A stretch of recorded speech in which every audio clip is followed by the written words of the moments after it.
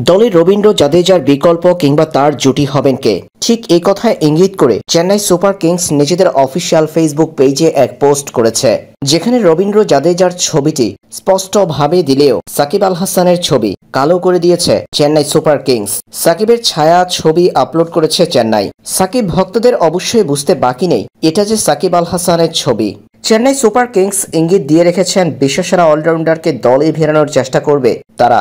Mega নিলাম থেকে সাকিব আল হাসানকে দলে নেওয়ার চেষ্টা করবে চেন্নাই রবীন্দ্র জাদেজার সঙ্গে জুটি গড়তে, কিংবা দলে রবীন্দ্র জাদেজার বিকল্প হিসেবে সাকিবকে নেওয়ার ইঙ্গিত দিল চেন্নাই সুপার কিংস।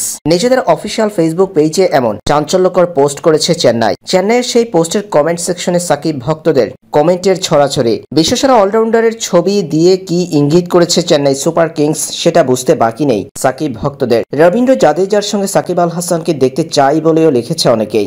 2025 সালের IPL এর মেগা নিলামে সাকিব আল হাসানের ভিত্তিমূল্য 1 কোটি রুপি।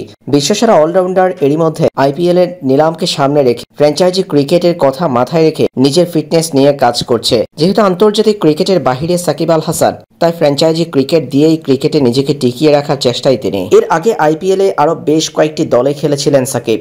এবার প্রথমবারের মতো চেন্নাইয়ের নাম তুলতে পারেন তিনি।